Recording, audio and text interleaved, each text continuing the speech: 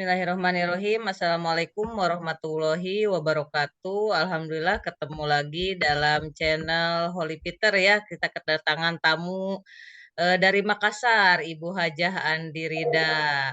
Nah, di sini saya pengen tahu nih Bun, cerita-cerita tentang perjalanan mengenal ilmu MR dari awal kenal ilmu MR tahun berapa sampai Bunda jadi CTMR.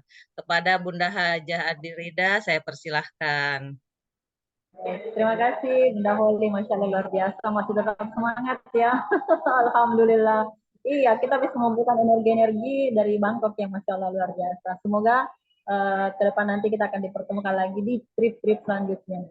Nah, Alhamdulillah saya mengenal ilmu magnet rezeki itu tahun 2019.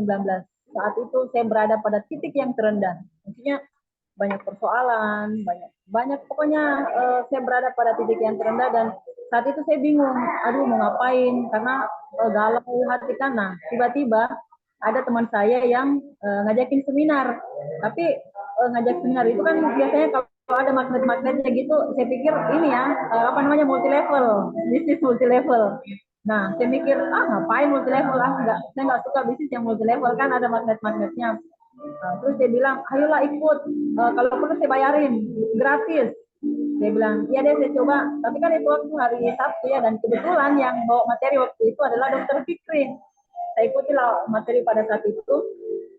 Pada saat di pertengahan materi saya bertanya, loh kalau multi level itu biasanya kan ini kita disuruh cari jaringan, suruh cari kaki-kaki apa sih namanya itu yang balance itu kan, yang kayak gitu. Ternyata dalam materi itu nggak ada yang disampaikan, malah materinya itu benar-benar ini ya, benar-benar itu saya tertampar dengan materinya. Akhirnya sampai di situ, setelah selesai karena seminar waktu itu sampai jam 12 siang udah selesai. Wah ini materinya ini bagus sekali, saya penasaran. Akhirnya 1 bulan kemudian saya langsung ikut camp. Ada camp yang dibawakan oleh Ustaz Nasrullah. Kemudian saya ikut camp. Tapi tidak mudah lagi karena saya pengen ngajak suami. Yuk kita ikut ini camp magnet rezeki. Dia bilang bunda aja yang ikut, nanti saya ikut. Emang materinya seperti apa? Jadi bilang bagus materinya. Akhirnya saya bujuk-bujuk dia. Tapi memang gini ya, ketika kita belajar ilmu magnet rezeki itu nggak mudah mengajak orang lain, apalagi orang-orang yang terdekat. Itu memang sangat-sangat tidak mudah.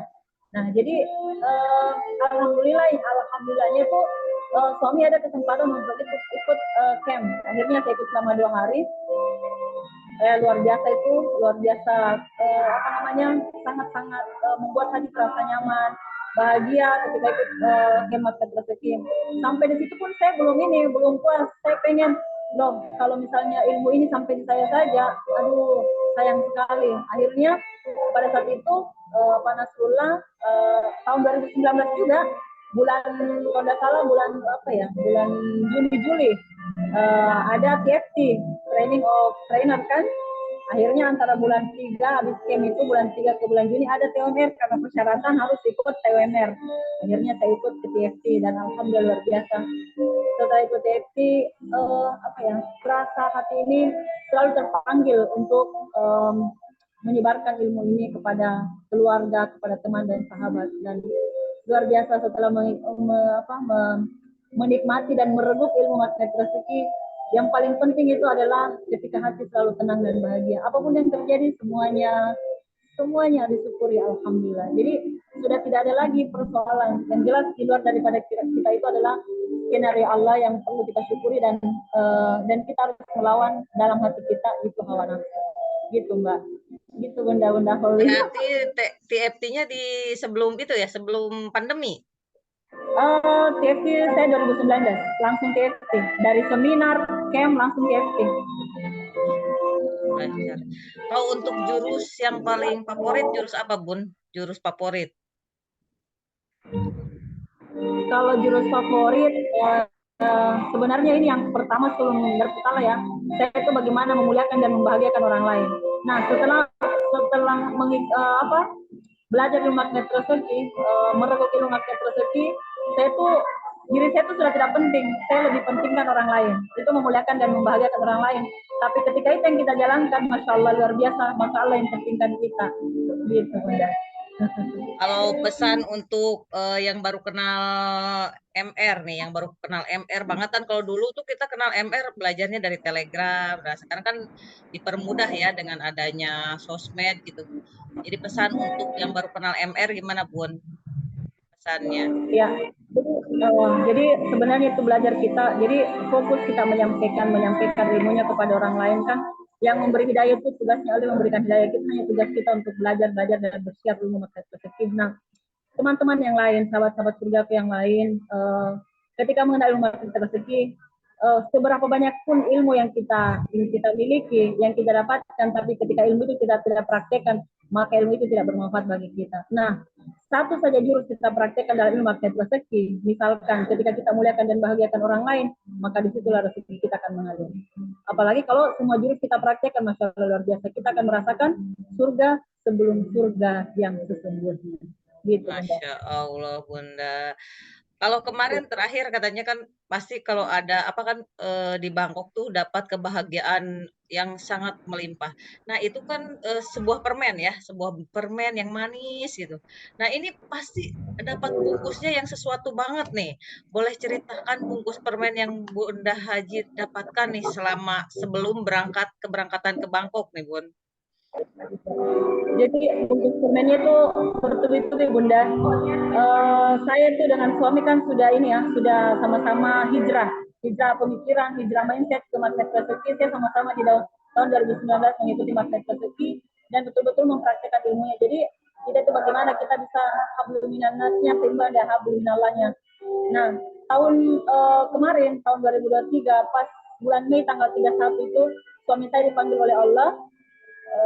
Jadi dia tidak sakit, dia tidak kurang sehat, dia hanya main bulu tangkis 2 hari dirawat di RS dan akhirnya menghembuskan napas terakhirnya. Dan itu memang luar biasa permen yang saya dapatkan selama ini. Saya sama suami itu sama-sama 20 tahun menjalani rumah tangga ini selama 20 tahun dan benar-benar nggak pernah bertengkar, kita saling menyayangi, saling yang jelas yang namanya kehilangan betul-betul saya rasakan, tapi saya tahu lagi bahwa ini datangnya dari Allah dan pasti ada hikmah terbaik yang Allah berikan kepada saya karena saya dititipin oleh Allah tiga anak, 2 anak yang soleha, 1 anak yang soleh, jadi semua 3. Dan alhamdulillah anak pertama kedua semua itu penghafal Al-Quran 30 juz dan alhamdulillah, dan anak laki-laki pun itu yang bungsu itu juga menghafal Al-Quran juga. Kemudian tidak sampai di situ udah 3 bulan setelah kepergian suami itu disusul oleh kakak pertama saya, kakak sulung saya selepas dari SGS kemarin itu di Jogja. Saya masih di bandara untuk pulang ke Makassar, ada telepon kalau kakak saya yang pertama itu di Batam juga dipanggil oleh Allah mengembuskan napas terakhirnya dan dia tidak sakit, dia hanya main sepeda, kebetulan naik sepeda dan dia tiba-tiba pingsan dan akhirnya juga meninggal dunia. Nah itu akhirnya saya terbang ke Batam. Sampai di Makassar saya bawa pulang anak-anak dari SGS, saya pulang saya balik ke Batam September di tanggal 17. Jadi interval dari suami ke kakak itu sekitar 100 hari, 108 hari dari meninggalnya suami. Nah, kemudian setelah itu lagi, setelah kakak meninggal 105 hari lagi, kakak saya yang kedua lagi meninggal dunia di Januari kemarin tanggal 16 Januari. Jadi sebelum berangkat ke Bangkok itu tanggal 28 dia ini 40 harinya. Saya ambil 40 harinya, mengenang 40 harinya kakak saya yang kedua. Jadi memang luar biasa. Dan satu lagi, sebelum saya berangkat lagi di bandara itu anak saya kecelakaan. Di Bandara Makassar sebelum terbang ke Bangkok, anak saya kecelakaan dan alhamdulillah semua itu adalah ujian kepada saya agar saya bisa lebih sabar, lebih diberi kekuatan dan bahwa semua ini adalah milik Allah. Jadi pelajaran yang saya bisa ambil dari situ bahwa kita jangan pernah memiliki kemelekatan apapun itu terkait dengan harta dan segala macam karena itu hanyalah titipan dari Allah Subhanahu Wa Taala. Jadi apapun itu kita syukuri. Bahkan janji Allah ketika kau bersyukur terhadap nikmat maka aku akan tambah nikmat. Tapi gimana dengan musibah? Ketika kau bersyukur terhadap musibah, apakah Allah menambah musibah? Bukan. tapi Allah akan menambah nikmat kepada kita. Jadi sekarang nikmati dan syukuri apapun yang ada sama kita, karena itu adalah skenario Allah yang indah. Kita pun tidak tahu endingnya seperti apa. Semoga kita setelah dipanggil oleh Allah menjadi orang-orang yang husnul khotimah. Gitu, Bunda. Amin, amin. Kalau untuk amanah ada punya pengalaman dengan amanah, Bun? Biasanya soalnya persoalan para alumni SHMR, HMR biasanya berhubungan dengan amanah. Bunda ada Ya, pengalaman dengan amanah nggak, Bun? amanah ya, amanah-amanah. Mana persoalan, iya utang, utang amanah. Saya pribadi atau alumni? Kalau Bunda, dari saya, Bunda ya.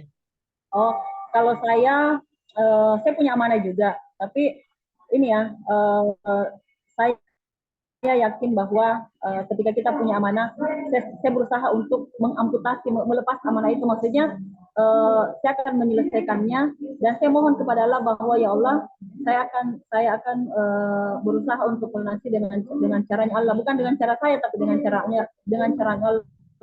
Saya pun masih tetap punya amanah, tapi sedikit demi sedikit itu saya akan selesaikan. Dan alhamdulillah ketika kita ingin hidup kita diperbaiki oleh Allah, maka perbaiki sholat kita. Insya Allah, apapun yang kita lakukan itu pasti akan diberikan kemudahan oleh Allah. Meskipun amanah-amanah itu tidak langsung kita secara lunas kita selesaikan, tapi ada kemudahan yang diberikan kepada kita oleh Allah. Gitu. Baik, terima kasih Bunda Haji. Ini benar-benar banyak ya ilmunya. Tetap stay tune teman-teman di channel ini ya, Keajaiban Para CTMR. Nanti untuk selanjutnya jangan lupa like dan subscribe untuk menambah nanti banyak para CTMR CTMR berikutnya, dan kita ambil hikmah dari para CTMR. Baik, kita tutup. Wabillahi taufiq wal hidayah. Wassalamualaikum warahmatullahi wabarakatuh.